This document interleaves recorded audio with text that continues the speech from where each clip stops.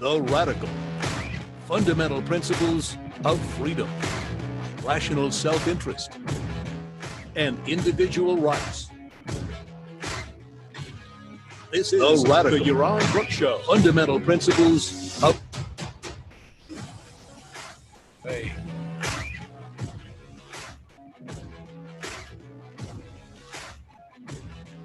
Welcome, everybody. Welcome to Yaron Brook Show on this Sunday afternoon, early afternoon. I'm hoping everybody is having a great weekend. And, well, maybe you're having a great weekend. I don't know. The world is kind of burning and going to hell, but hopefully you in your personal life are having a good time right now. So here I am. All right, today we've got a kind of Q&A session.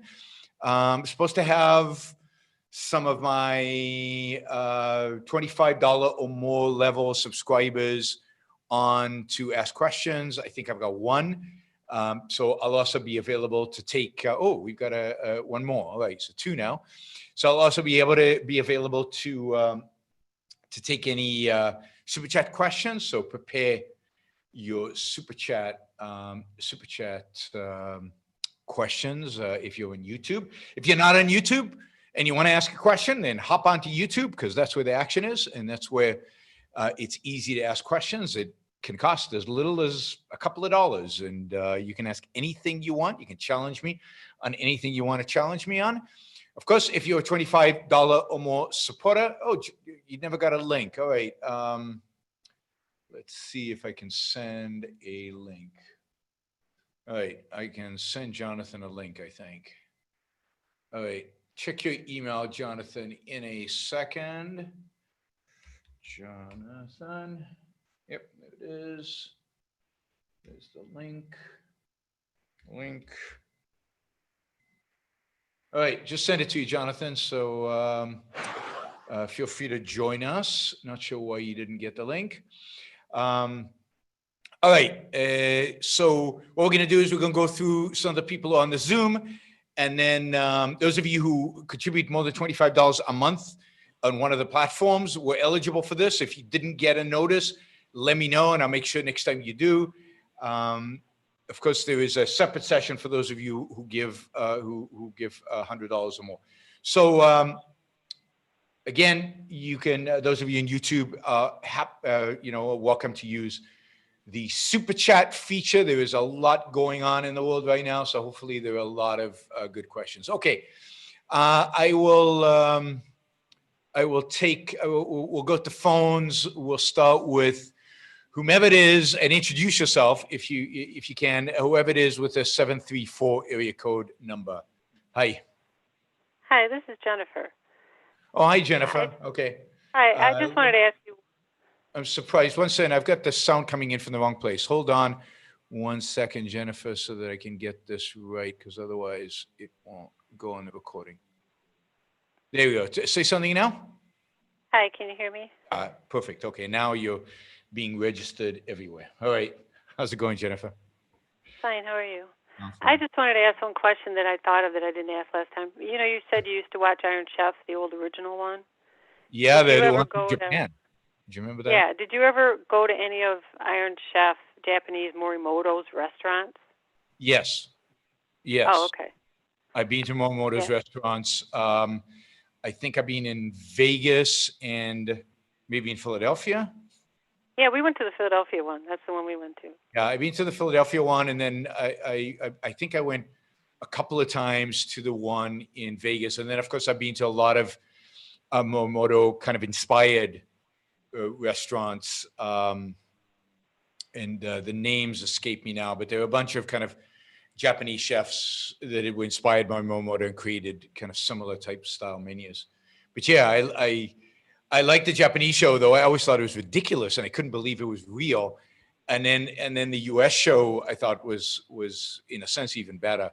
But that people took food that seriously was a new concept for me when I first saw that people would compete like that, that chefs took their craft that seriously. I didn't realize that. I didn't know such a thing existed, and it was it had a huge impact because I became a foodie, I think, as a consequence. Yeah, it was a great show. I just wanted to ask you that. That's all. Thank you. Oh, thanks, Jennifer. All right, we've got Leonard. Leonard, there you go. Yeah, how can you hear me now? Yeah, I can hear you perfectly. Oh, so hey, fantastic. Love the shows that you do. Very much enjoy them.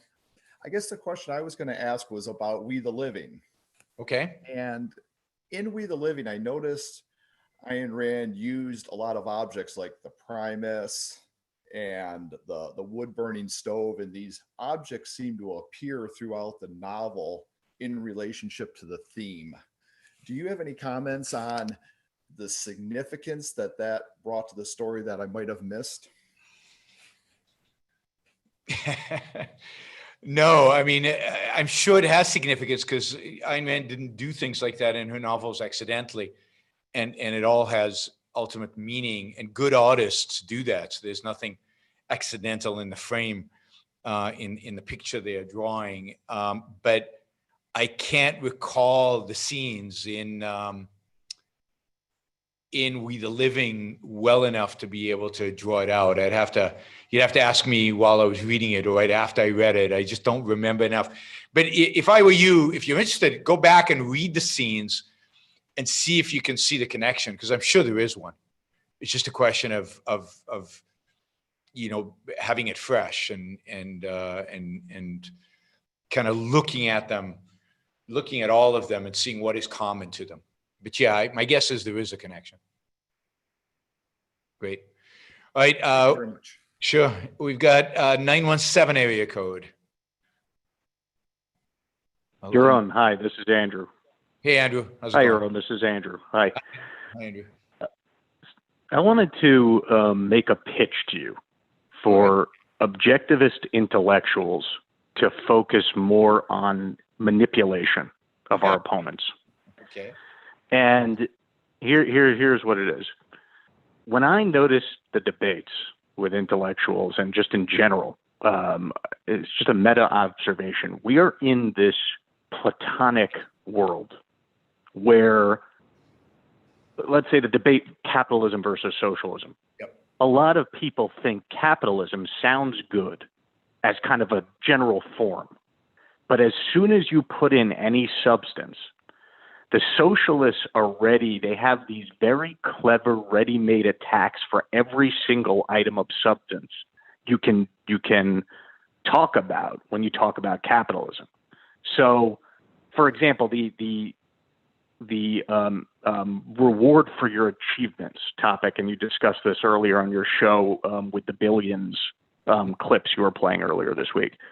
So you didn't earn that argument. And my mental model for this is Ezra Klein, because I've heard him make a lot of these arguments. Yep.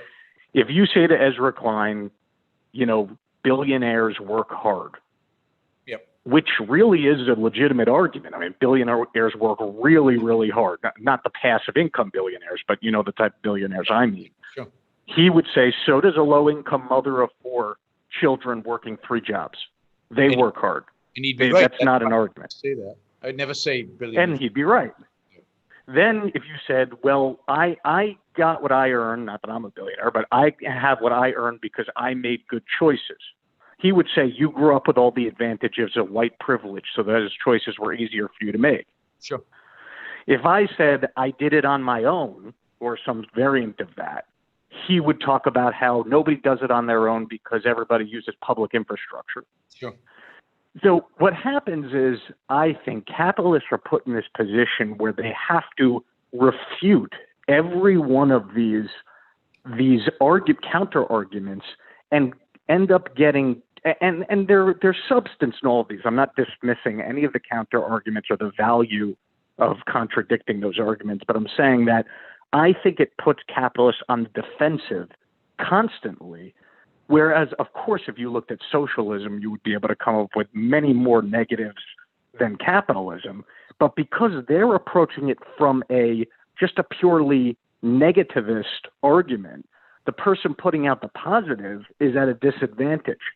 But I think the way to actually deal with this is not by, or at least to add this to the kind of intellectual weaponry, is to not be chasing them and constantly putting out argument. The positive case for capitalism to me was made with Rand, von Mises, and Haslem, and Milton Friedman. Sure. That was made generations ago. If people wanted to pay attention to capitalism as a positive, actual, genuine, honest argument, those are honest arguments have been made. Yeah. They are making dishonest arguments. Yeah. Now, I don't know that they are consciously being dishonest. Some of them are. Some of them are put in a position where they are being manipulative and deceitful because their philosophy requires them to be manipulative and deceitful in order to make their arguments. Yep. And I believe that, and I've in my own very smaller, venues of having political discussions, have had a lot of success where you have to put the person in touch with the fact that they're lying. Because whether they're lying consciously or they're lying unconsciously, they know it. There's a certain shame that somebody feels as a human being when you put them directly in touch. So what would you say to somebody who says, well, you didn't build it, there's infrastructure, there's all these things? How would you shift the argument? Well, I thought about this because after you played Bobby Axelrod in the Billions Club, I said, how would I have approached it if I were in a discussion with him? Now, maybe this is different than if you were in a public debate or something like that. Yep. But first of all, I would have felt extremely resentful that somebody was trying to take away the pride for my achievement. Which Bobby did. And I would have. He actually did that, right? He felt resentment. That's right. Yeah. He felt resentment, but the way he approached it, okay, so I would have said to him, I think what you're doing is making very clever, manipulative arguments to deflect me from the pride of my achievement. And I don't appreciate it. And I think on some level you know it. And I think you should be ashamed for what you're doing. Okay, now put yourself in the shoes of somebody in the audience. And because no debate should you enter with an attempt in a public forum, should you enter trying to convince your opponent. Your opponent is irrelevant to the debate. The only people you're trying to convince is the audience. So put yourself in the shoes of the audience. What do they hear when you say that? Okay, this is what I think. I think that they pay attention, number one, right away, because they're using emotional language. And it's something that's going to trigger them into paying attention, which half of them aren't paying attention to what's being said anyway. And the socialist has the emotional edge already, just naturally because of our culture. So already you are calling attention to the fact that you feel passionately about something. Sure. So I personally always, in a situation like that, always use passion to your advantage to capture their attention. But then if that's your entire answer, what do you think they actually walk away with? See, I think they walk away with thinking, he didn't answer the question. And it's a question Obama has asked. It's a question everybody asked. And I saw the question asked in Billions. I read this in John Rawls, and he never answered the question. Yes, he got upset. And I get that he got upset, and I guess that it was insulting to him. But he didn't answer the question. But, well, there's two things. First of all, I'm not making a pitch for replacing substantive arguments. So I'm making a pitch for an addendum to substantive arguments. Yeah, so I don't disagree with that. I think that I would say that just one last point is that I think there's substance in analyzing manipulation. That's my point, is that I think as objectivists should become more savvy about the actual communication, manipulation that's being done by our opponents. And if we can call it out like it really is, I do think that impresses the audience. I think that's right, but it's also very dangerous in this sense that you can call it manipulation, but the fact is that there is a long intellectual tradition of this that has book's length, that is grounded in a whole philosophical point of view, and that the audience shares much of that philosophical foundation with the speaker. And if you try to couch it as manipulation, then what you're really saying is that, they immediately go to, yeah, but I studied this in my philosophy class. I studied this in business ethics. I studied this in, why is this manipulation? Every philosopher the last 150 years has held this. What are you saying? Everybody was a manipulator? So I think you risk undermining your cause. I think we have to take on their ideas head on, because I think we have to treat them as if there's something there, because they've all been like this since Immanuel Kant. They've all been like this in a sense. The Christians are like this with Christianity.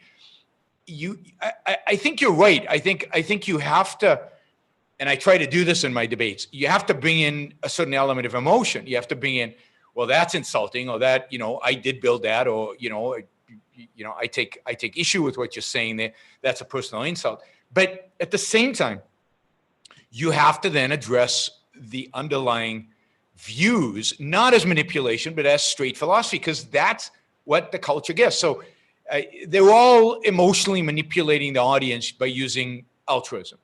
But everybody accepts altruism. So if you're not willing to take on altruism straight on and challenge it and present an alternative, which the audience will not accept, but hopefully a few of them who are thinkers will be challenged by it and then reflect on it, then, a lot of times I see people on the right pointing out the hypocrisy of the left. And it's so frigging easy to do because they're such hypocrites on everything, right? They speak out of both sides of the mouth. But it's not effective because, what? What that they're hypocrites. The real question is, what's the alternative, and why is what they're saying actually wrong? The fact that this particular person, is inconsistent about his presentation doesn't make the actual ideas in people's mind wrong. So I think you have to do it all. But I agree with you to this extent. You have to make it personal, and you have to make it values oriented. You have to cause the audience to care about what it is you're talking about. You have to bring it into their lives and into their context. And a lot of times you do that by bringing it into your life and your context and making it personal in that sense. So it has to be valuable. The one thing, Yaron, I would say is also to think of it in the terms to me of you're standing up to bullies. To me, a lot of the people on the other side are intellectual bullies and they don't know it. But that's my point, that you have to. And I do think people respect that. I think the audience respects it. It's not even just I'm personally insulted. I'm insulted for every person who's earned their living and who has put effort in. And the audience relates to that because I agree with that completely. So I agree with that point completely. I think the caution here is, and I see too many objectivists doing it, is if you treat somebody like a bully where the audience can't see that they're a bully, if you can't articulate why it is that what they're saying is bullying, then you come off as the bully, right? So you have to know how to do it and where to do it, and do it in a way that respects the audience's context. Right. Don Watkins is doing a series now of podcasts, and I think he's got a newsletter on what he's calling the art of persuasion. And I think it's going to be really interesting because he's digging into what are the best ways to persuade people. And this is a good point to kind of bring up with him. It's great. And it's definitely, I think you're right. I think you have to be very careful in how you use it. I see too many objectivists who come across as bullies because they immediately assume the worst from their opponent. Right. Yaron, I think one of the reasons they do that. What's that? They don't treat. I think there's a difference between just lashing out at someone for being a bully and pointing out how they're being a bully. You don't even have to call them a bully. But if you can prove that someone is manipulating intellectually, not just in some fit of anger, but intellectually show that someone's manipulating, that to me, that in my experience is the fastest catalyst to get people turn against other people who deserve to be, have people turned against them. Yeah, I mean, I agree. I agree that if like the example you gave, I think that would be a very effective thing to say. You're insulting every hardworking person, every person who's used his mind in a particular way. Again, you have to be careful of the hardworking stuff because everybody works hard. You know, people don't earn money based on how hard they work. Hard work is not the standard of monetary reward. So you have to be careful not to fall into one of their gimmicks. But yes, I agree completely. Good. All right, let's see. We have a couple of Super Chat questions, and then I'll return to you guys. Jonathan, I haven't asked Jonathan. Jonathan, go ahead. Hi, Yaron. You know, do a Super Chat. I'm just getting mine together. Okay. All right. Have you read Talking to Strangers by Malcolm Gladwell about police shootings? No, I haven't. Actually, it's a good idea. I probably should read it. I'm interested in the topic. Malcolm Gladwell is an interesting writer. I don't agree with a lot of what he says, but I also always learn something, and you can certainly learn how to write from him because he's an exceptional writer. So I'll pick that up. Trump tweeted, oh my God, the United States of America will be designating Antifa as a terrorist organization. Okay. Interesting. We'll see if they actually designate it as a terrorist organization and what they give as reasons and what they count as terrorism. Certainly, Antifa should be viewed as a violent organization that should be monitored by the authorities. Whether you want to label it as a terrorist organization, I don't know. I'd have to think about that. It strikes me as a little overreaction. I don't know, Antifa, ISIS, but certainly it should be whatever designation you need in order to have far more intense, what do you call it, law enforcement tracking and following, right? So I'm not. I think Antifa is an evil organization and has an intent to obstruct. I did notice the Justice Department recently labeled one of the white supremacist groups out there as a terrorist organization. I hope they do more of that. So, maybe it's time for Antifa to get the same thing, right? I mean, when Antifa attacked me, them versus Al-Qaeda, it just didn't seem like it was a joke, right? In comparison, right? But, okay. John. Thank you. So for the last, at least, 10 hours, there's been widespread looting in Chicago, a tremendous, no one has ever seen, even worse than 1968. Wow. And it made me think actually of a line in a section of a new textbook of America, where Rand asked the question, can a society exist without a moral principle? And I'll quickly just a bit of her answer, if you don't mind. She says, we are still observing by tradition so many moral precepts that we take them for granted and do not realize how many actions of our daily lives are made possible only by moral principles. Why is it safe for you to go into a crowded department store, make a purchase, and come out again? The crowd around you needs goods. They could easily overpower the few salespeople, ransack the store. The only thing she says, there's nothing to stop them and nothing to protect you except the moral principle of your individual right to life and property. And I'm just watching video after video of, every store in my block, Yaron, has been ransacked. Oh, wow. All the glass is broken.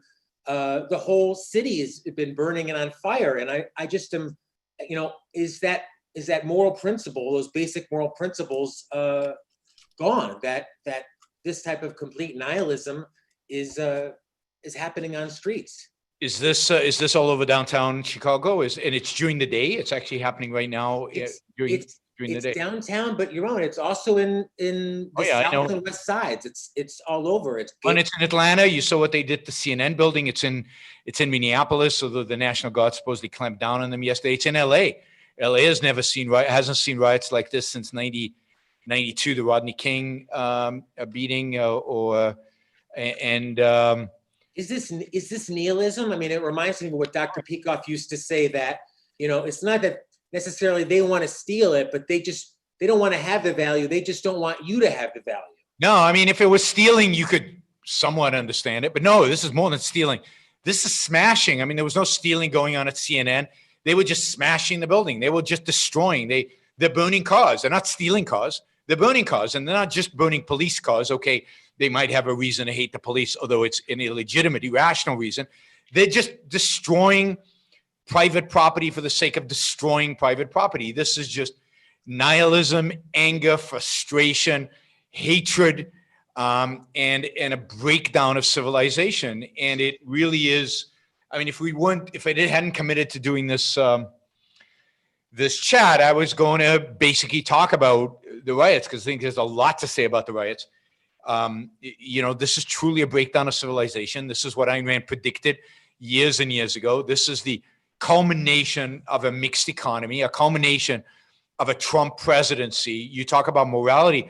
When you have the president, the commander in chief, who is amoral, who is, who has no standards, no principles, just could say anything any day, who cares? And then you've got governors who take arbitrary power and shut people down. I mean, think about all these people rioting in the streets. They've been locked up in their homes for the last 3 months.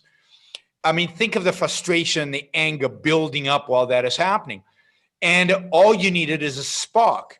And that spark was this tragic killing of this black man in Minnesota who was being arrested, and the cop basically killed him. And that was the spark. It's not the reason, it's just the spark. The reason is deep-seated frustration, hatred that is expressing himself in this nihilistic mayhem, which is just about breaking things. And of course, it's, this is being taken advantage of by every nihilist group out there, from Antifa to elements within the Black Lives Matter movement to white supremacists who are going there and sparking even more mayhem just for the hell of it. Why not, right? And it's in most cities around the country, particularly cities that have, cities like that where there have been police shootings, or there's frustration with the police. But it's not just the police. Think about it this way. How many of these people are unemployed now? How many of these people don't have jobs? How many of these people might even be small business owners who don't have a small business anymore because the government shut it down and basically made it impossible to ever open up?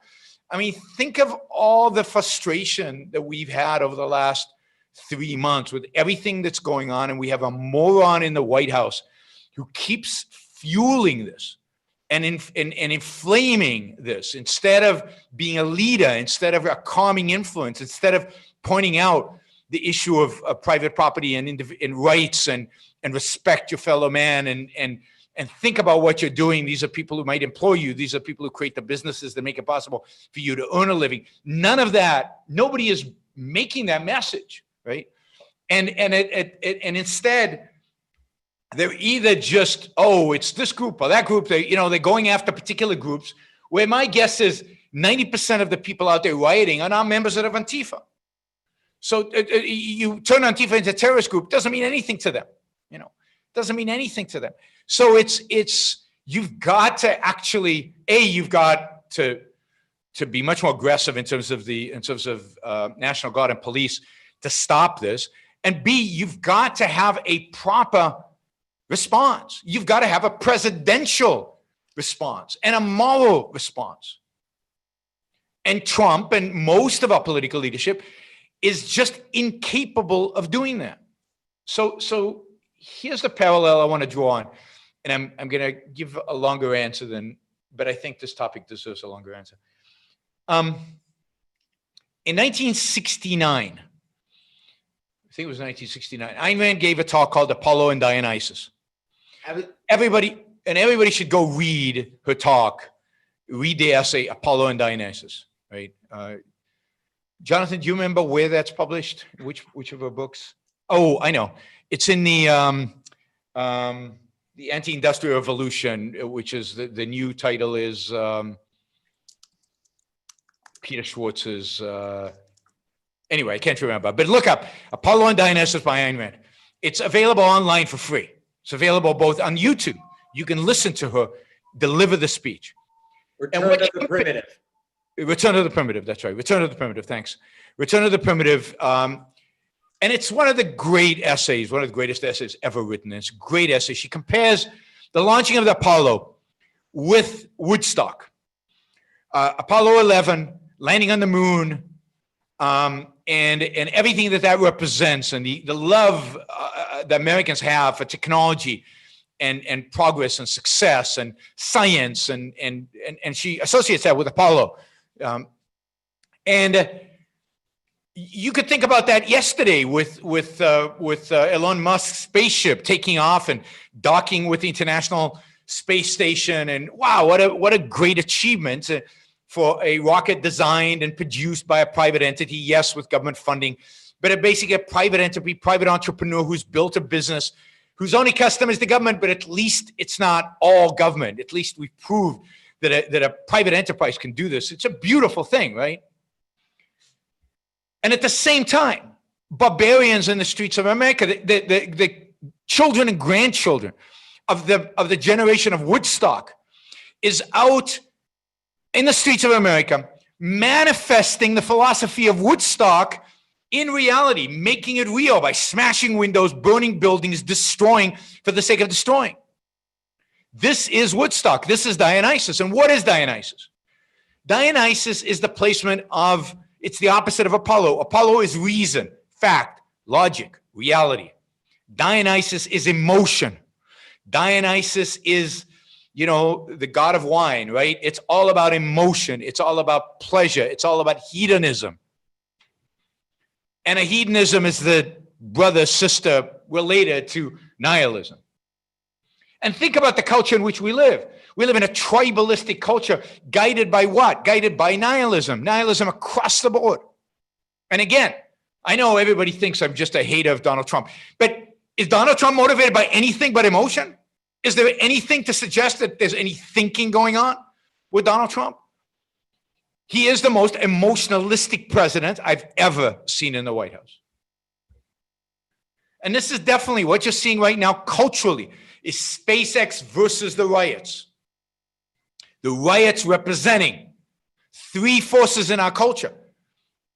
It represents, the riots representing Dionysus in our culture, but it's not just the riots. It's our universities and it's the White House. All represent Dionysus. And the little bit that represents Apollo is SpaceX. And it's big tech and small tech. And of course, everybody hates big tech and small tech. We've turned around. We're not lovers of Apollo anymore.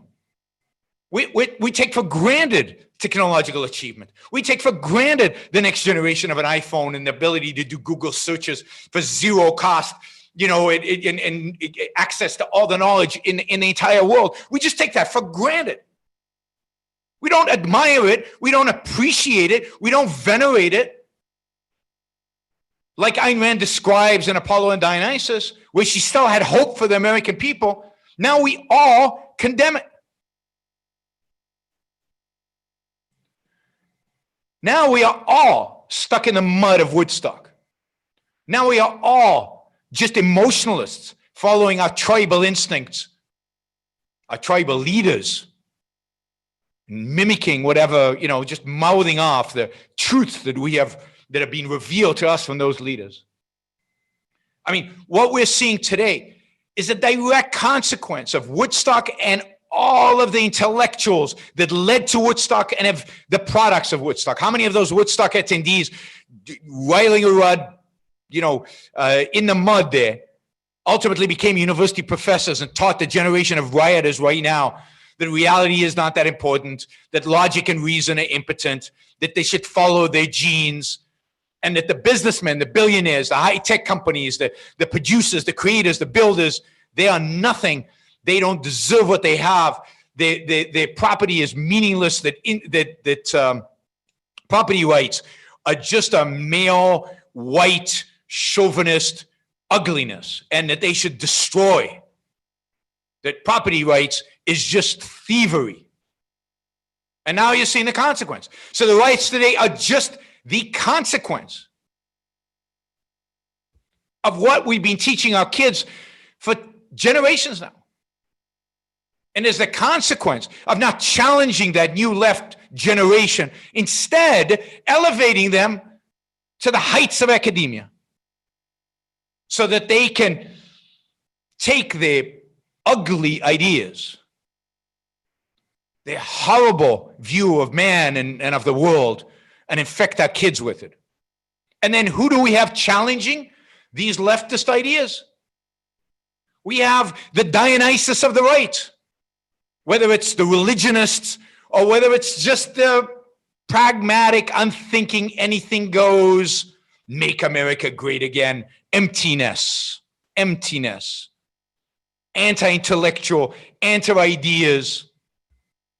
We have Dionysus on both sides fighting right now. And those of us, very few, tiny minority, tiny of the tiniest, even among my fans online, the few who still appreciate Apollo, appreciate reason, appreciate progress, appreciate science, we're the smallest minority. When the president of the United States attacks Twitter because they dare label something he says, then he is attacking private property in the same way as people are smashing windows. The nihilism is everywhere. The anti-reason is everywhere. The anti-property rights is everywhere. The anti-achievement is everywhere. Conservatives who want to break up big tech, conservatives who want to go after Amazon, who hate Amazon. Why? What did Amazon do to anybody other than make our lives better, substantially, significantly better? And yet they are the enemy. What's the difference? And if everybody attacks Amazon, then why not smash Amazon's windows or whoever is in our way? Because it's not Amazon, so we'll smash the windows that happen to be in the street. It's just the lack of any kind of respect, the lack of any kind of thinking. And yes, Jonathan, you're absolutely right. The lack of any kind of moral conviction. Morality today is associated with religion and nothing else. And nobody wants the religious morality. So they rebel against it. To hell with morality. Morality is just an obstacle in our way. And of course, what did they teach in our universities?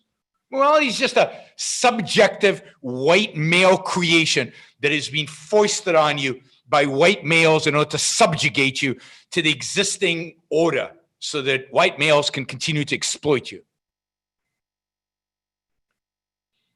That's where we are today, and what's happening in the streets of American cities right now is an absolute reflection of that. And instead of all of us rallying around the idea of a spaceship, around the idea of getting within 24 hours whatever you want from Amazon, instead of us rallying around Twitter and Facebook and every technology company out there that's making our lives better, instead of that, we condemn everything and everybody. And there is no body to stand up to Dionysus. Dionysus is everywhere. So, I mean, I'm sorry, Jonathan, you have to literally witness this, and I'm sure now you're in the lockup, not because the government, but now because it's dangerous to go out to the streets, and that is just a horrible thing to live through. And I know many of you probably live in cities where the same thing is happening, and you have to be careful now where you go and where you're today. But this is the consequence of ideas. This is not an accident. This is not just one side. This is a consequence of bad, evil ideas, and nobody out there challenging those ideas. In the contrary, left and right have adopted the ideas of Dionysus. I gave a talk, which unfortunately was never recorded. I gave a talk in 2008 or 2009.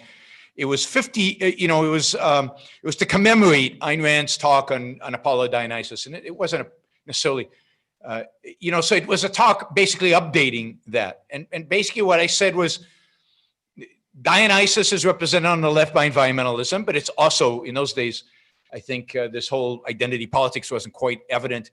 So it's represented by the entire left and in both the extreme left in both environmentalism and in the identity politics, and on the right by religion. And it's not just religion anymore. It's now the kind of pragmatic, do anything, nationalistic, white supremacist, kind of alt-right, new right, nationalist right. It's all over the right. It's all over the left. And it's hard to be hopeful right now in America. All right, sorry. That was a long answer to your question, Jonathan, but I had to get it out. Beautifully said. Thank you, Yaron. Thanks. All right, let me take. I've got a few super chat questions. Let me take a couple, and then we'll go back to Leonard and Andrew. It's a paradox that the director of. Let me see if there's anything related to this. Okay, what are your thoughts? The connection between disintegration. This is the concept that Leonard Peikoff introduces in the dim hypothesis, his brilliant book. Between disintegration and the current riots currently happening now. I believe what we are seeing is an example of disintegration in the dim hypothesis. Absolutely. So what we've got is we've got complete disintegration, no morality, no idea, conceptual idea, property rights of appropriate behavior, of right versus wrong. This is anything goes, nihilistic disintegration. And if you remember, D2 in Leonard's categories of integration is nihilism.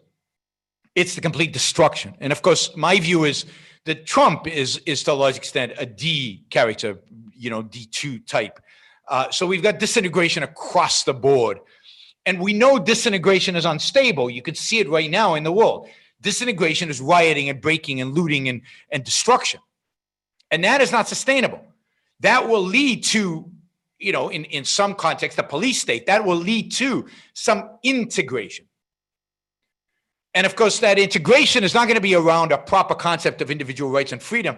That integration will be about an improper concept, like the nation, the state, or religion. And that's where we're heading. I'm more convinced of it right now than ever. We're heading towards authoritarianism. I think Leonard was overly optimistic. My fault. I convinced him to be overly optimistic. Leonard wanted to say that the horizon is much shorter. And I told him, no, make it 50 years and give us a little bit of hope. And I was wrong. He was right. This is happening much faster than I ever thought it was happening. But this country is disintegrating. And the solution to disintegrating is a strong man, left or right, middle, doesn't matter. It'll be a strong man who unites everybody around some idea of integration, whether it be law and order, nation, something, religion, something. And that's, we're looking now, and people are going to be desperate now for a unifier, for somebody to bring us together. Under what? By what principle? By guiding of, what's the principle that unites us? They won't care. They'll just want the nuttiness, the craziness, the violence to end. So, yeah, we're living through the dim hypothesis, in ways that I wouldn't have expected. Okay, I'll take two more questions and then we'll go, well, let's see. Is America still the country Ayn Rand had hoped for, or is it gone?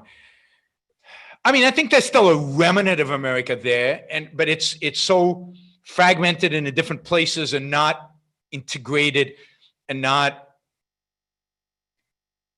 It's disappearing, unfortunately. And again, I refer to a talk that Leonard Peikoff gave, and I keep referring to this, America versus Americans, that he gave in 2004 or 3 or 2. No, 2002, because it was the eve of the invasion of Iraq. 2002, and he talked about the death of the American sense of life, and I think things have only gotten worse since then. And this lockdown and the riots and everything else are just more indications of kind of the death of the American sense of life. I don't think it's dead completely.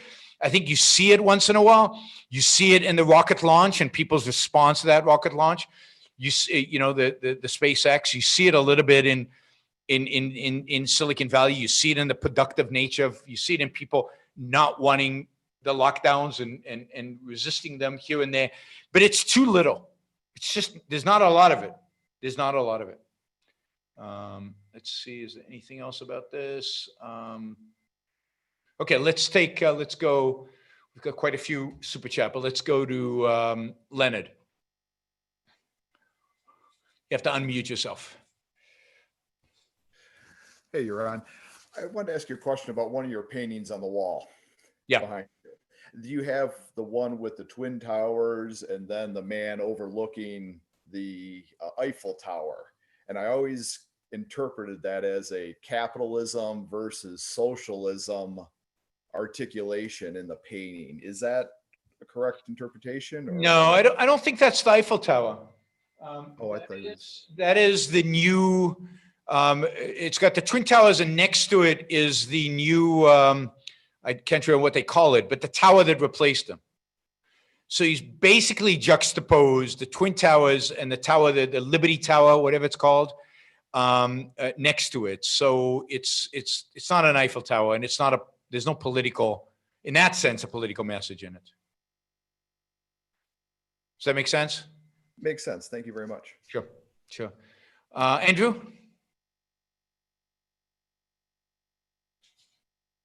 You got to unmute yourself.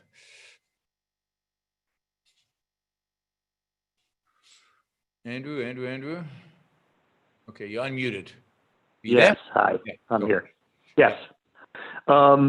I wanted to ask you about the importance of enjoying one's work. You recently did a show on living objectivism, which was a little more geared towards personally integrating objectivism. I think sometimes people don't take Ayn Rand literally enough in terms of her prescription for how to be happy. You know, we know philosophically that she's places that as the highest moral value. But I think if you read her works, what is clear is that the protagonists are all getting their spirituality from the majority source is their work. Yep.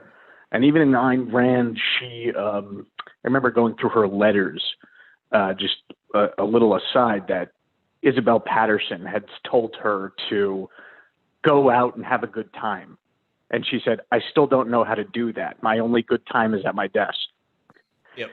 And I think that what she's saying, if you infer it, is that she's saying in order to be happy, one must enjoy their work. I take that as an inference of what she's saying. And personally, every happy person I know, objectivist or not, enjoys their work. Absolutely. So I wanted to ask you,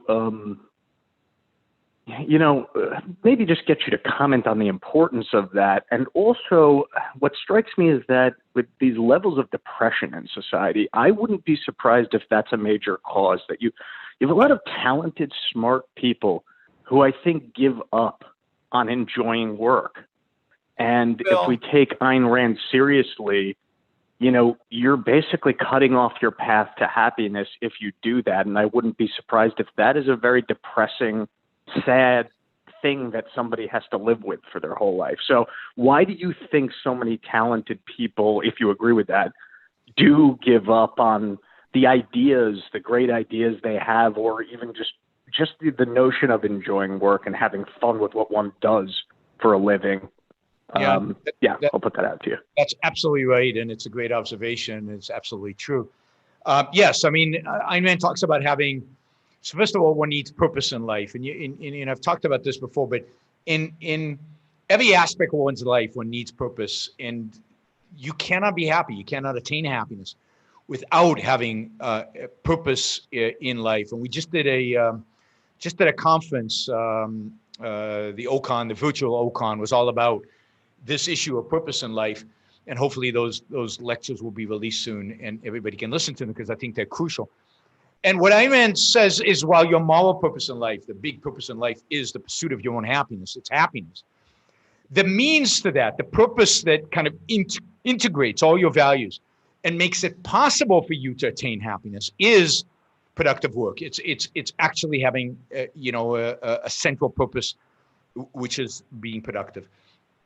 It's gaining that self-esteem that comes from knowing that you can produce for yourself, that you can take care of yourself, that you can put bread on the table, in a sense, that you can, facilitate your own life from a material perspective, that is a crucial element in every individual's self-esteem. One cannot have proper self-esteem and complete self-esteem without knowing that one can do that.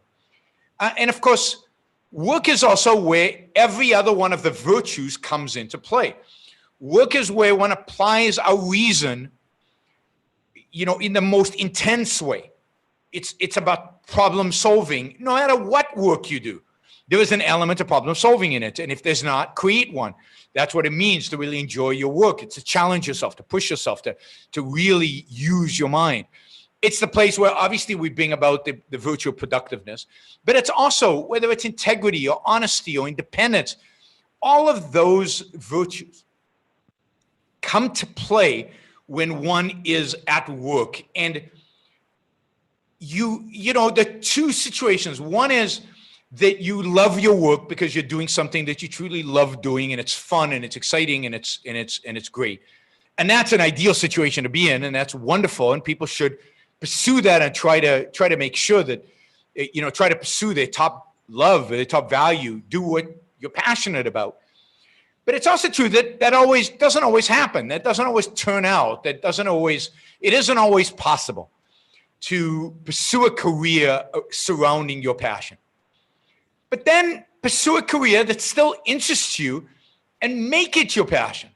Make it something that you love. Turn it into something you can really, bring your entire life and center your entire life around. Work is where you're gonna spend most of the hours of the day. You're gonna spend most of your energy. It's not an accident we get back from work and we collapse in front of the television because we're drained, we're exhausted.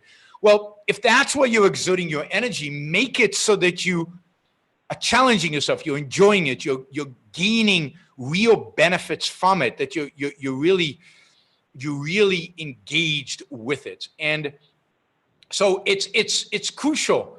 It's crucial for self-esteem, and therefore it's crucial for happiness to have that experience. And just the idea that, that I often mention, that you only live once and every second you live, you don't get again. Well, think about how many seconds you spend at work. Make them count. Make them count towards what?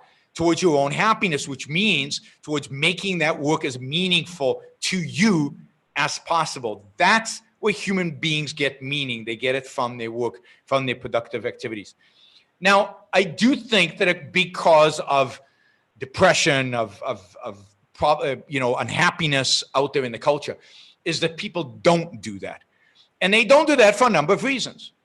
One is they're never taught that work is important. Work is just something you do to make money. Even somebody like Jordan Peterson, when he talks about meaning, work isn't where you get your meaning. I mean, it might be, you take responsibility over others and work might play a role in that, but it's not the essence of what it means to get purpose and meaning to go to work. Work is just, for most people, and in many circumstances, just how you make a living. So they're never taught that. There's no virtue of productiveness in our culture. And then maybe the most important one is there's no virtue of pride. Indeed, the opposite. So you get many people who actually do work that they love, who are good at it, who succeed at it, and yet they are made to feel guilty for their success. And often they're not made to feel guilty for their success from some external force. They make themselves feel guilty for their success because of some of the stuff we talked about earlier about you didn't build that, it's not really you, and other people didn't succeed, so you owe them because you didn't build that. But also because you're not supposed to be proud of your success. You're not supposed to take pleasure from that. You should have thought about, altruism kicks in and causes you. So the whole moral code that is a part of the culture in which we live is a moral code geared against success. It's geared against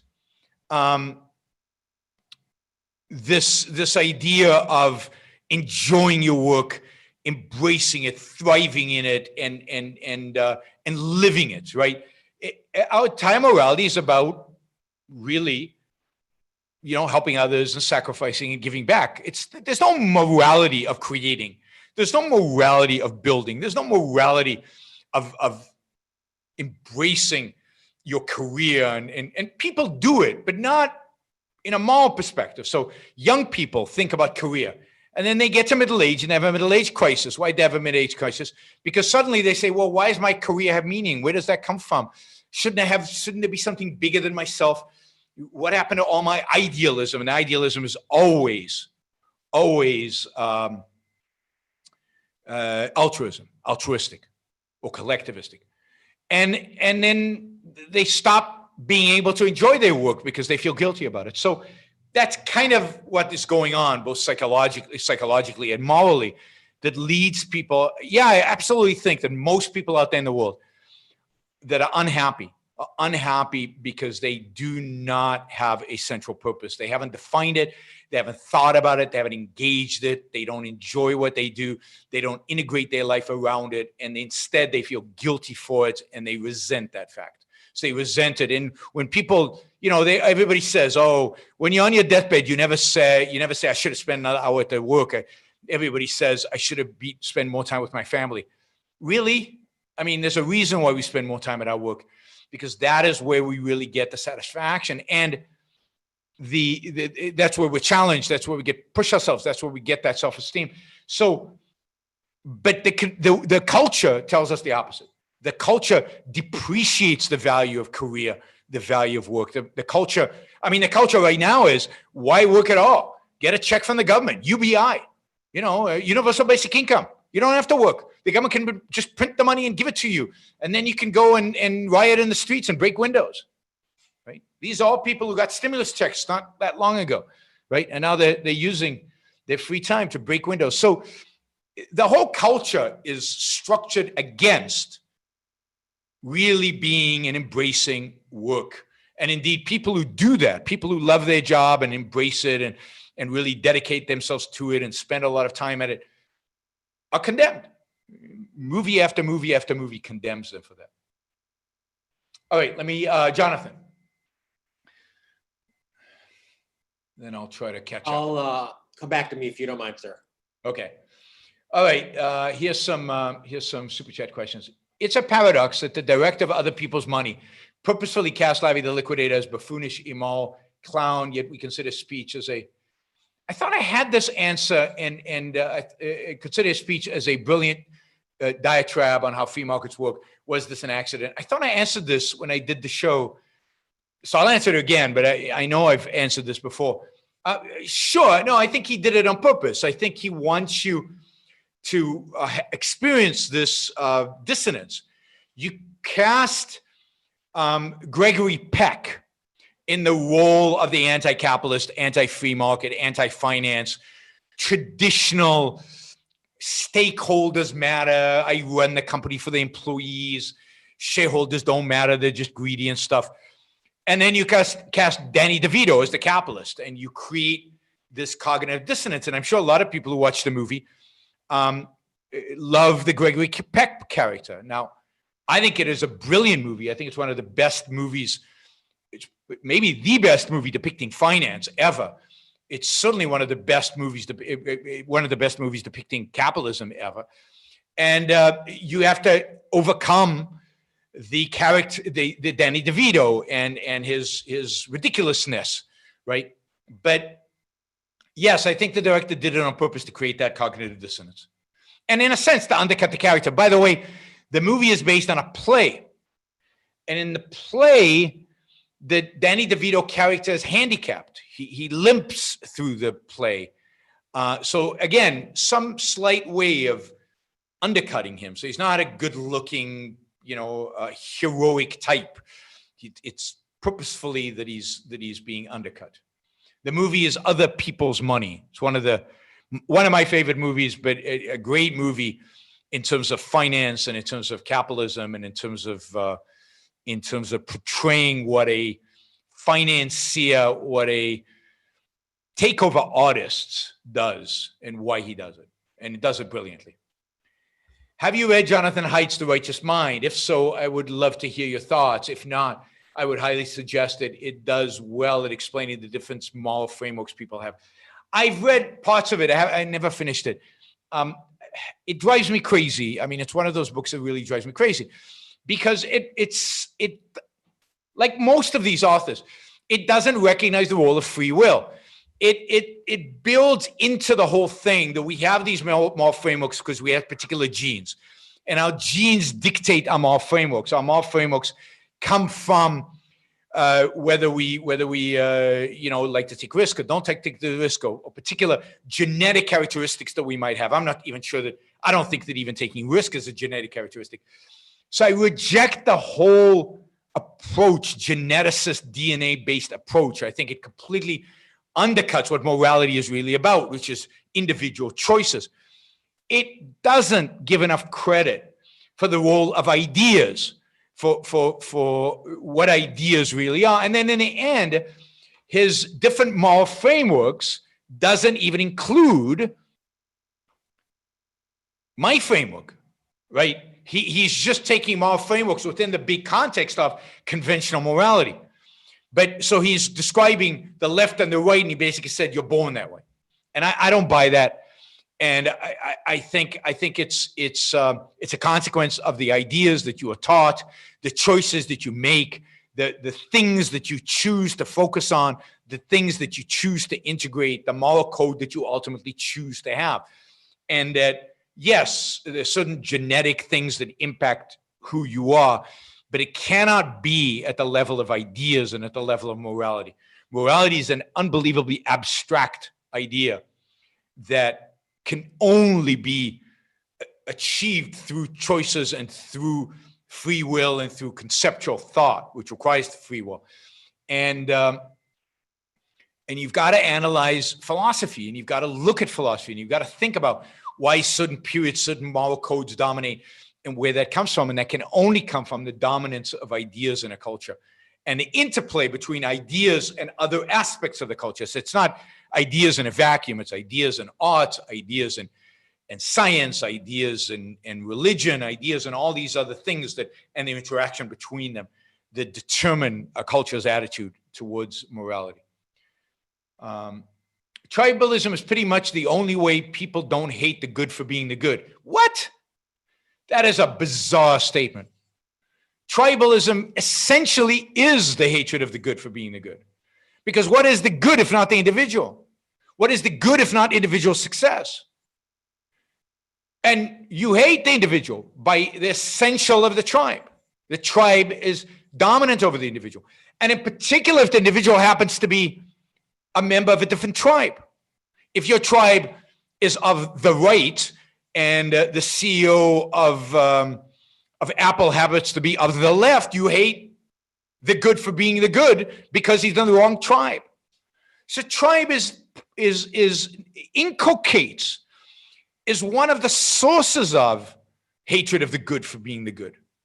Indeed, it's only individualism, only the rejection of tribalism, and an individualism grounded in reason that can be a foundation for not hating the good, for rejection of envy and standing up for the good. So, no, I mean, that's completely upside down and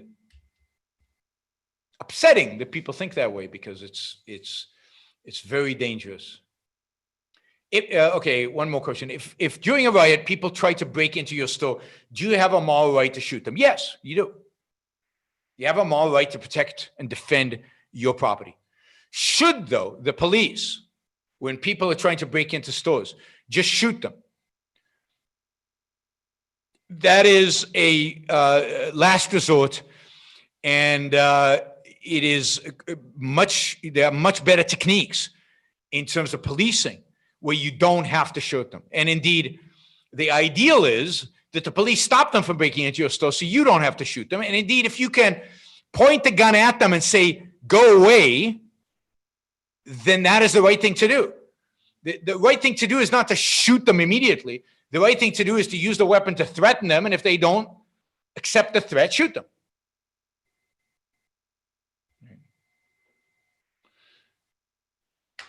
So it would be good if police started to actually engage in tactics that actually stop the rioters. There are tactics. You can do this.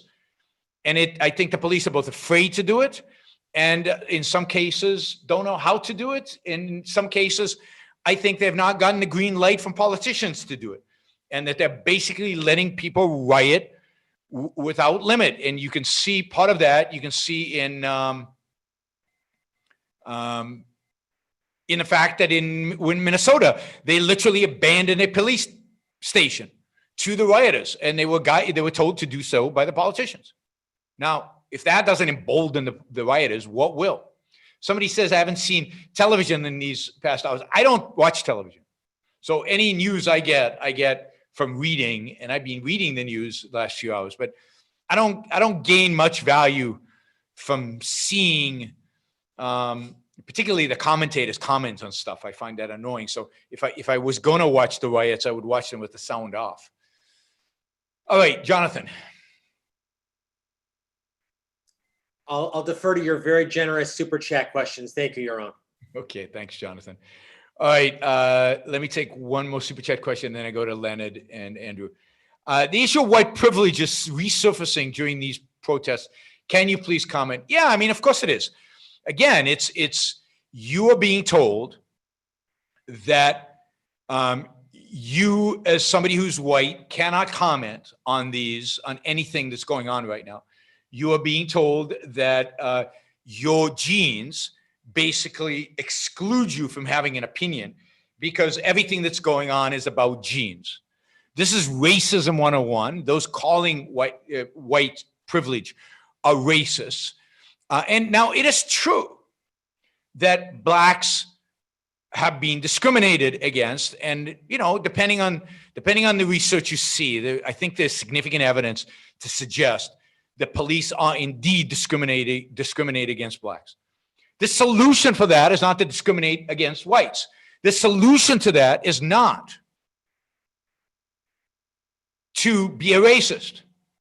The solution to that is to deal with racist cops. The solution to that is to deal with racist processes, with racist, let's say, sentencing guidelines or whatever the racist element in it happens to be. The solution is that. Not to make it about your race. That only makes everything worse. Oh, so I'm no good because I'm white? But I'm white. I can't do anything about the fact that I'm white. So I'm gonna treat other people like you want me to treat them, like they're black. Well, they're brown, or they're green, or they're yellow, or they're orange, because I'm white. I mean, it just plays into the racism. So identity politics on the left leads to identity politics on the right. I don't know about you guys, but privilege, you know what privilege is? Privilege is when you get special favors from the authorities. I didn't get any special favors from anybody. I don't think any of you did. Now, it's true that some blacks certainly have gotten discriminated against. But that doesn't mean I got discriminated for. It just means an injustice was committed towards them. Let's cure the injustice. You don't cure an injustice by blaming me for something I didn't do, for accusing me of getting some kind of privilege that I didn't get. It's racist terminology used in a racist way to project racism on all of us. And it truly is disturbing that it's being used. Okay, Leonard, back to you. With regards to the riots and the police officers, do you view any of the resulting violence and reactions as a result of police officers being treated as though they're supposed to be sacrificial animals for their job versus treating them as men who have a profession that deserve to be protected? That's my question. I mean, the challenge is that yes, they're men who have a profession and need to be protected, but they need to be held to the highest standards. I mean the highest standards, because they carry a gun. They walk around with a gun, and they represent the rule of law. So I think to be a policeman is a massive responsibility and an incredibly difficult job. But the people who do it need to be really, really good. Not average, not just okay, not just average human beings, but really, really good. Because again, they carry a gun and they represent the rule of law. And unfortunately, in too many cases, in this case of this man killed in Minnesota, in Minneapolis, they are not. They're sometimes bad people, and sometimes just average people, and sometimes people with all kinds of biases and all kinds of aggression problems and all kinds of issues. They shouldn't be policemen. You don't put your knee on somebody's throat for, what was it, 7 minutes or something? When he says he can't breathe. You know, we're talking about a handcuffed man. We're not talking about some guy high on some crazy drug that is beating you up. We're talking about somebody who is handcuffed on the ground, not a threat to anybody. And you've got tasers, you've got guns, plenty of ways to deal with him other than to kill him on the ground. I don't think the policeman intended to kill him, but that's not the point. If you're going to use force, you better know what you're doing. And the problem, I think, today is we don't require our cops, we don't hold our police to the highest, not moral standard, but just effectiveness standard. I think we're so desperate to have anybody in the police corps, we just don't take anybody. And then we don't train them. We don't train them well. We don't train them how to deal with violent situations. And by the way, it's not just a race thing, although I think race, there's a component of racism. I've seen video of people, of white people being treated horrifically by the police to the point of killing them. Police abuse is a real issue. So what we need to do is hold police to the highest standards. And I don't think we do. I think police cover up their own sins constantly, cover up their own problems constantly. And I think that we're living in a world today where people are, the police represent the rule of law, and people have a strong sense that there is no rule of law. The police represent the authorities, and people have no respect for the authorities. Think about just a lockup, right? You're locked up. You might go a jog in the park and a policeman might arrest you. Kids who have, or young people who possess drugs are sent to jail for years and years. Just the injustice of what the police does. And that's why I said in a previous show, I said, one of the biggest issues today in America is the war on drugs. As long as you have a war on drugs, police are going to be viewed negatively, and police are going to be corrupted, right? Because they are basically engaged in activities that involve victimless crimes. And think about the lockup of stopping people from walking in the park. I saw video here in Puerto Rico of the police stopping a guy riding his bicycle, going to the grocery store or something, and they literally arrested the guy for riding a bicycle because there was lockdown. What's he doing in a bicycle? When you do things like that, when you impose laws like that, when you abandon what the rule of law is really about, which is the protection of rights, not the violation of rights, then police are going to get corrupted. They're going to do things that are horrible. And then people are going to build up resentment towards them. And particularly that's true when the police are just not, in terms of just people, they're just not as good as they should and could be. Okay, Leonard. Oh, that was Leonard. Sorry, Andrew.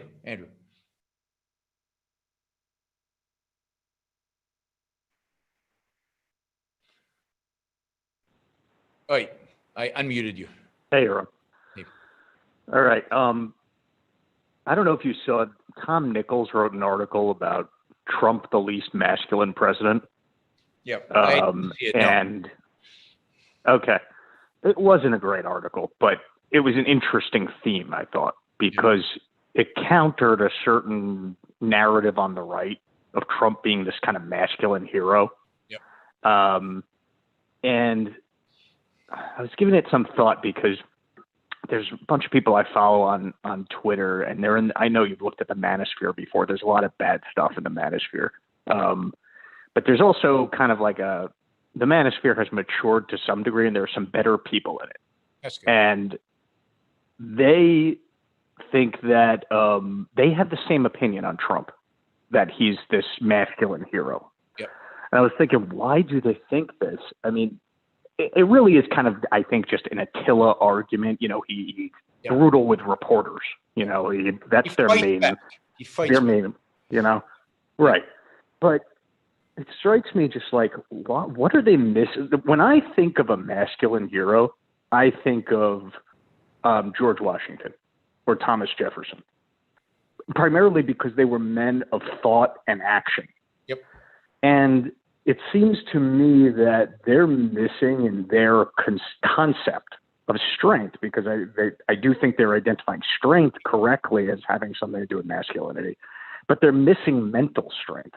Yes. They're missing rationality as part of their concept. Yes. And in some ways I can understand it, because if you follow thinking of, you know, what thinking is to modern intellectuals, and I know this is a generality, but it's kind of games, it's floating, it's not connected to reality.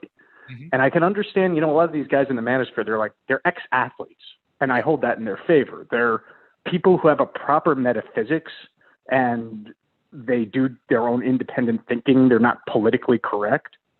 And they, I think, see rationality as, when it's attempted in the culture, as just kind of a ruse in a sense. And it's not connected to reality. And I don't think they connect it to strength.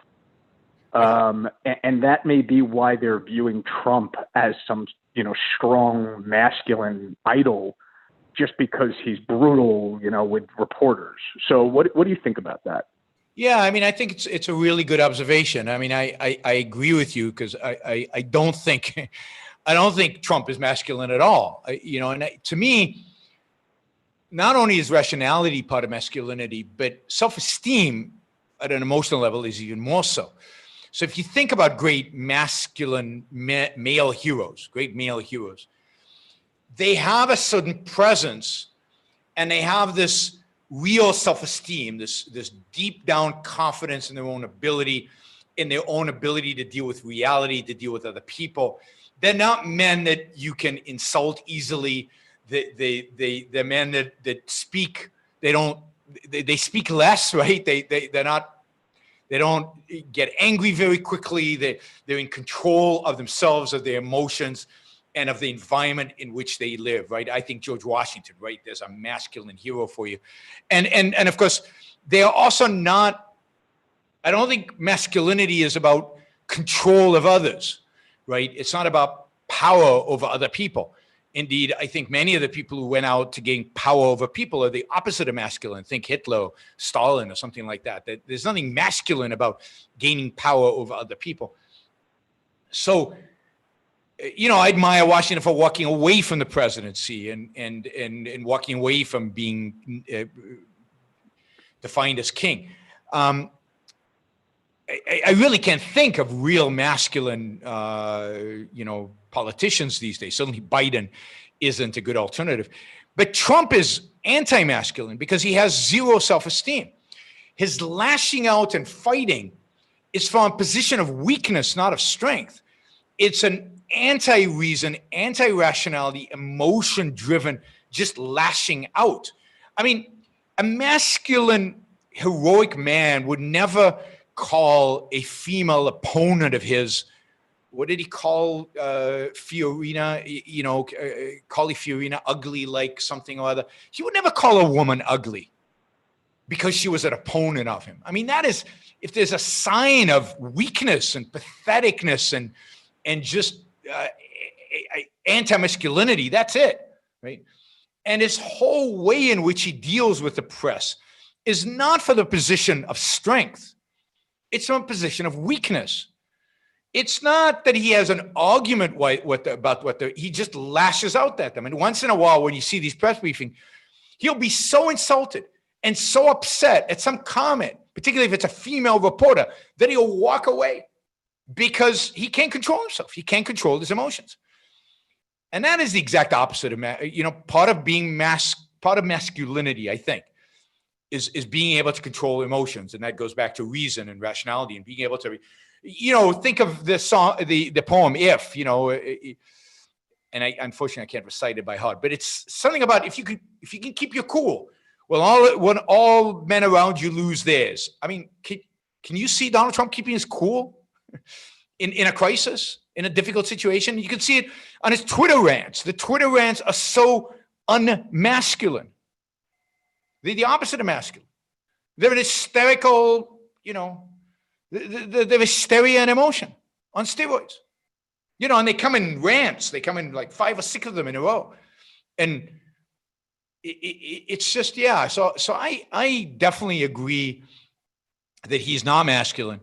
I also definitely agree that the culture does not appreciate the role reason plays in masculinity, and they don't appreciate the role self-esteem plays in masculinity.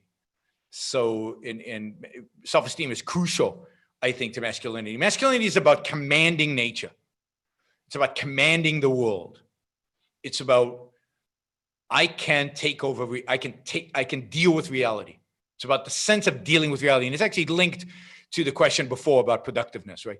So it's about, I can handle reality. And that's not the sense I get from Trump. All right, I'm going to do a bunch of these. We've got no more Super Chat questions. We're kind of running out of time. Let me finish off with these. Can you speak to why the riots cannot be compared to the Boston Tea Party? Well, because they're not writing for principle. They're not writing for freedom. And they're not, there's no idea here about I'm breaking the store because the store represents in any kind of meaningful sense the oppression I'm experiencing. The Boston Tea Party was about a tea tax. I'm being forced to accept tea from England. I can't buy it anywhere else. And then they're forcing me to pay a tax on that. So I'll show them, I'll destroy this tea they're forcing on me. And I'm doing it for the principle of freedom. So it's the principle and the direct relationship between the property you're destroying, the tea, and the rights violation that's being inflicted on you, the tea tax. I mean, there's sometimes reason to have a revolution and to, in the context of a revolution, destroy private property. But you better know what the revolution's about, and it better be a really, really good reason. And you better be selective about the property you destroy.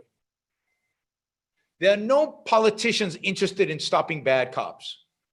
The right is pro-law enforcement, and the left is owned by the police unions. The protesters have a legitimate grievance with government. I agree. This is part of the consequence of, now again, I don't think rioting is the right way, but protesting, they are upset legitimately by the fact that there are way too many corrupt policemen. It has nothing to do with race. They're just corrupt police.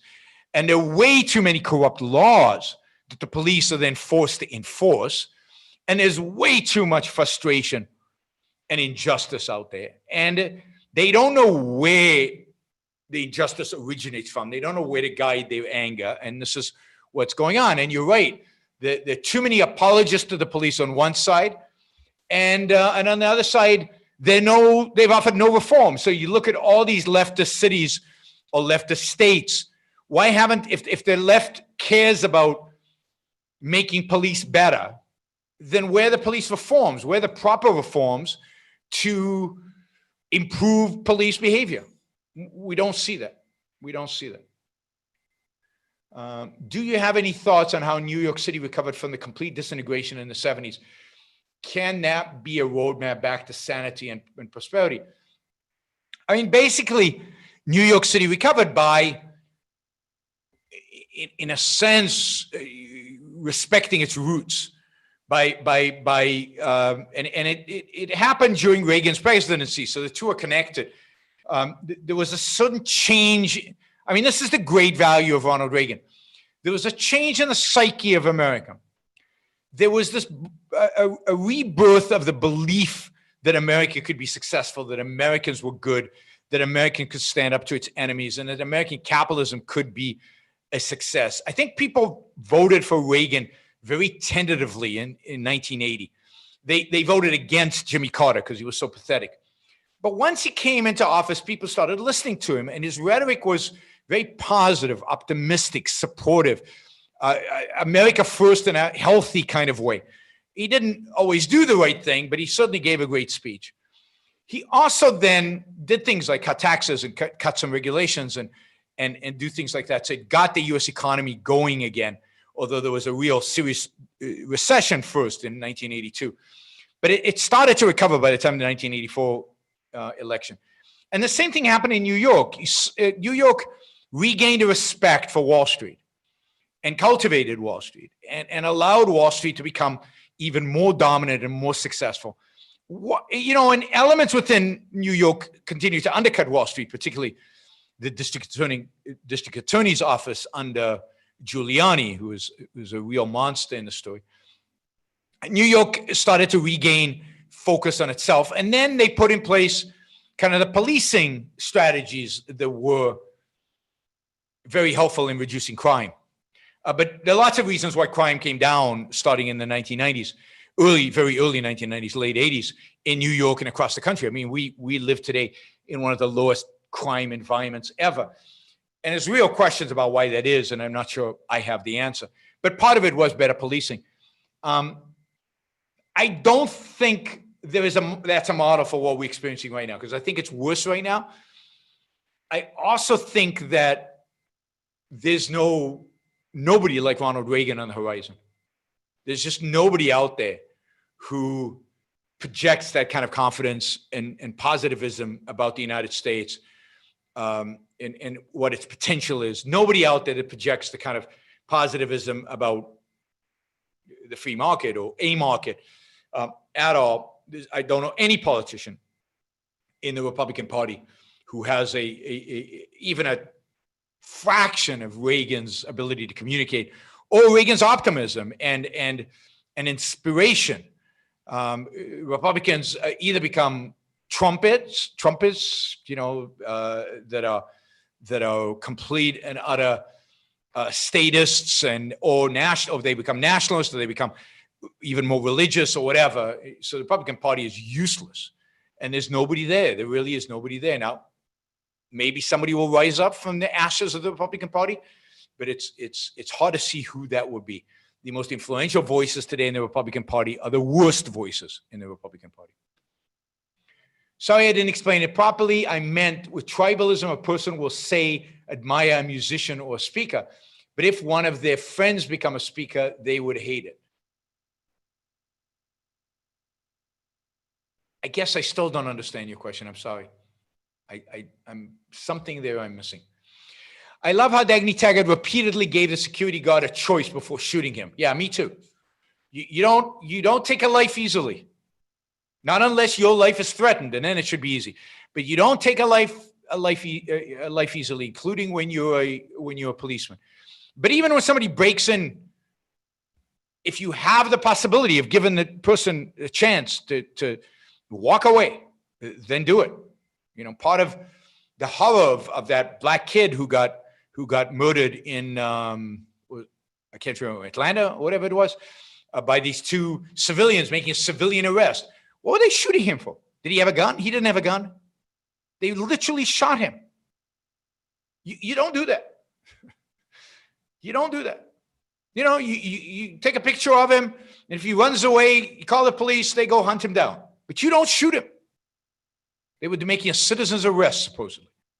It's just the state in which anybody would justify that. Why was there a gun out? Why were you pointing a gun at anybody? I mean, if somebody pointed a gun at me, I'd try to grab it. Why? What's going on? Who the hell is he? He wasn't a cop. Just somebody in the street points a gun at you, and you're justified in shooting him, even if he tries to grab it? Well, don't let him grab it. Why you have a gun? What did he do? Did he break into your house? No. He broke into an abandoned house.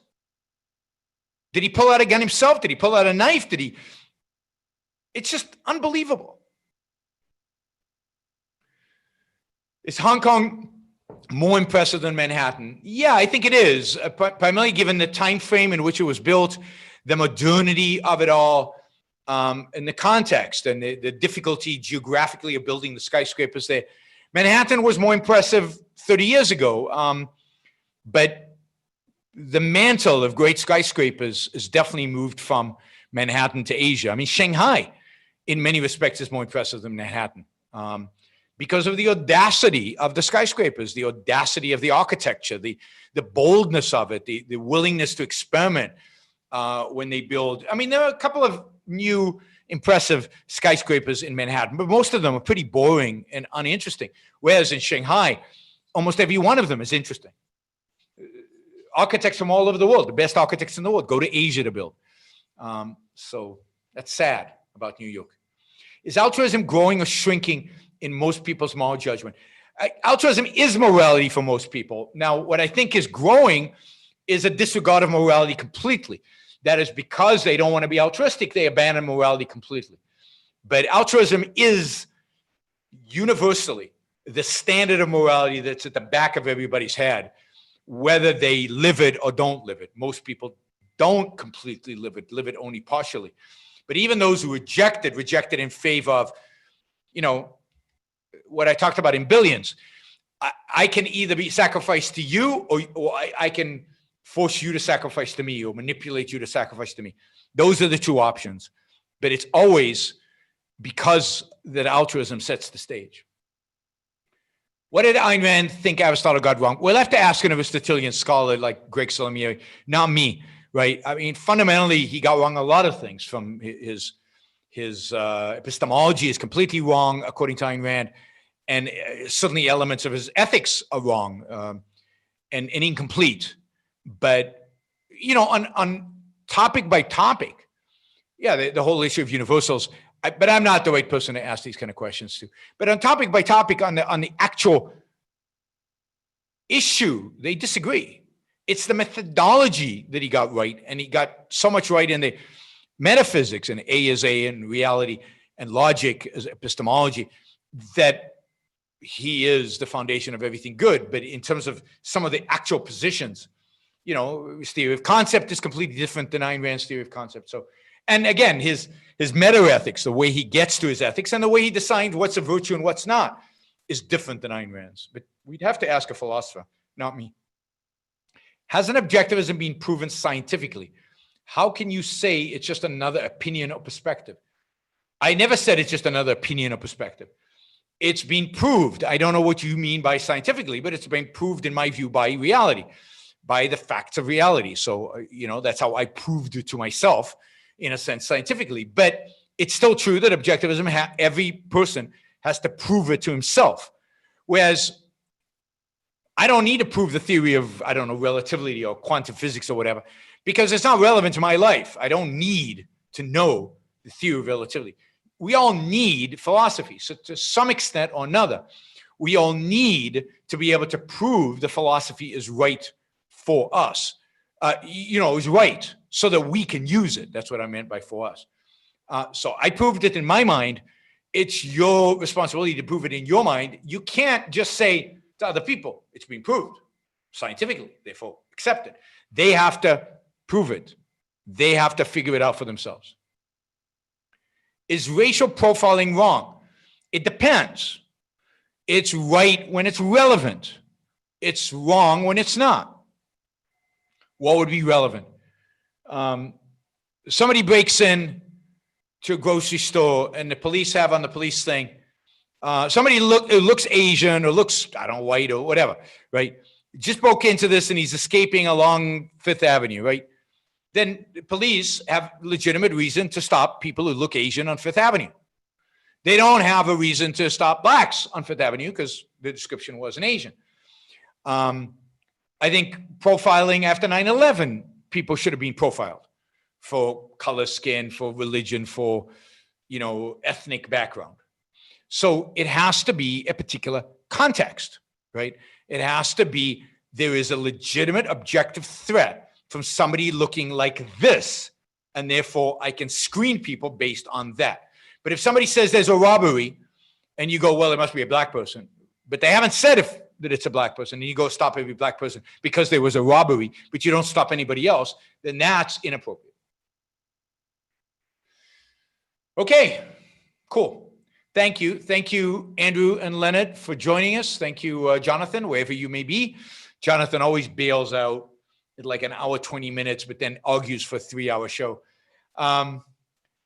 Thanks, everybody. Thanks for all the Super Chat questions. Thanks for everybody participated. Thanks for everybody watching and listening. I hope you have a great rest of the weekend. And let us hope that by the time this weekend ends, we will have some sanity, or at least the beginnings of some sanity in this country. And at least, if not complete sanity, that we have some peace in this country. And I hope, Jonathan, that you can feel safe enough to go out into the streets soon.